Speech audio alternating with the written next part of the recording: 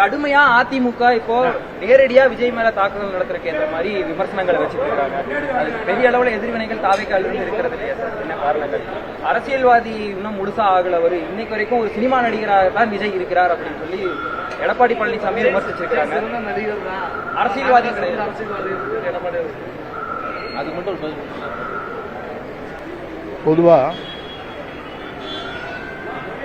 1972 இந்த இயக்கத்தை துவங்குகிற போது புரட்சித் தலைவர் எம்ஜிஆர் 100 நாட்கள் தான் திரைப்படத்தை போல ஓடும் என்று சொன்னார்கள். ஆனால் அவருடைய வரலாறு என்பது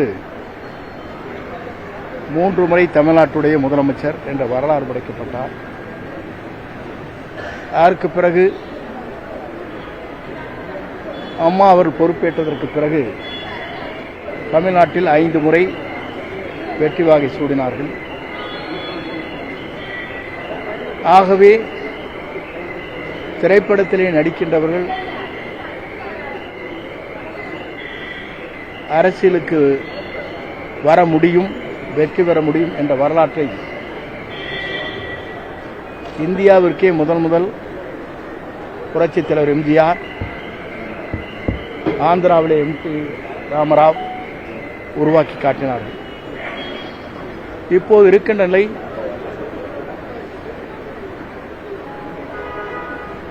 டிவிகேவுக்கும் திமுகவுக்கும் தான் போட்டியை தவிர அண்ணா திமுக என்ற இயக்கம் உங்களை பொறுத்தவரையிலும் அவர் கூறுவதைப் போல நிலை இல்லை. ஏனென்றால் இந்த இயக்கத்தை உருவாக்கி இருக்கிற புரட்சித் தலைவர் படம் இல்லை, புரட்சித் தலைவர் அம்மாவுடைய படம் இல்லை, என்டிஏ கூட்டணியுடைய கூட்டம் பாரதபுரமுடைய தலைமையை அங்கே பாரதபுரம் வருகிற போது அந்த நிகழ்ச்சியிலே பின்னாலே வைக்கப்பட்டிருக்கிற பேனரில் இல்லை. அப்படி என்றால் யாரை நம்பி இவர் கட்சியை நடத்துகிறார்? இவர் முகத்துக்காக ஓட்டு போடுகிறார்களா? அந்த அளவுக்கு செல்வாக்கு மிக்கவரா? குறிப்பாக இவர் எந்த தேர்தலிலும் வெற்றி பெற்ற வரலாறே இல்லை. நாடாளுமன்ற தேர்தல், சட்டமன்ற தேர்தல், உள்ளாட்சி தேர்தல் அனைத்துமே வெற்றி பெற முடியாத ஒரு சூழ்நிலை ஏற்பட்டிருக்கிறது என்பதை அவர் உணர்ந்திருக்க வேண்டும். அதை உணராமல் செல்வாக்கு மிக்க தலைவரை, நாளை தமிழகத்தை ஆளப்போகிற மக்களால் தேர்ந்தெடுக்கப்படுகிற மக்கள் அனைவருமே ஒருமனதாக ஒரு புதிய மாற்றத்தை விரும்புகிறார். இதுதான் உண்மை. அந்த புதிய மாற்றத்திற்கு ஆண்டுக்கு 500 கோடி ரூபாய் வருவாயை தேவையில்லை என்று இன்று மக்களுக்காக நான் பணியாற்றுகிறேன் என்று குறிப்பிட்டு களத்திலே இறங்கி இருக்கிறார்கள்.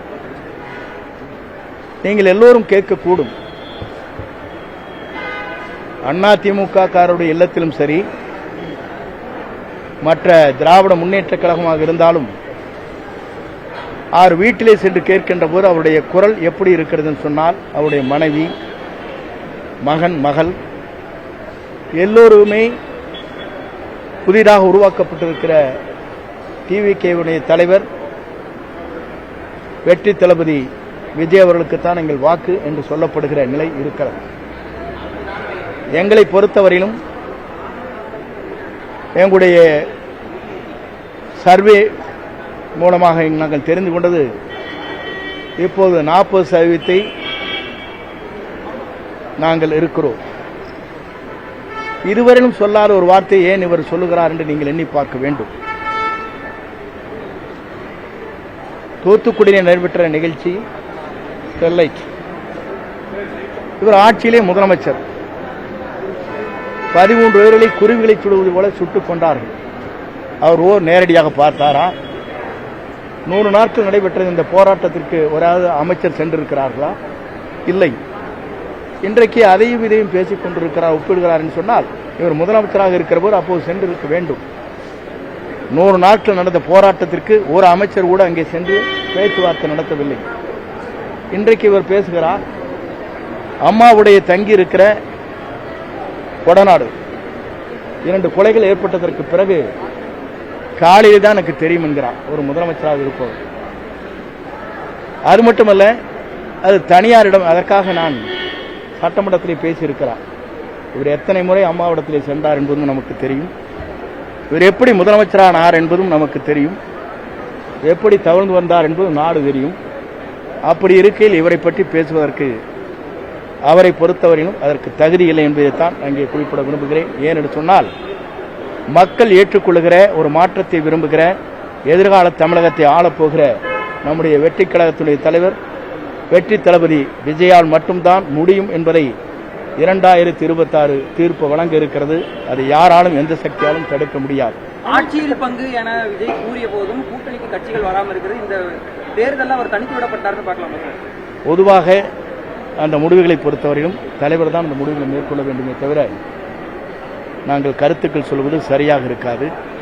அனைத்து கட்சியுமே அவருடைய கட்சியில் இருப்பவர் பல பேர் பல கருத்துக்களை சொல்வதைப் போல நாங்கள் சொல்வதில்லை.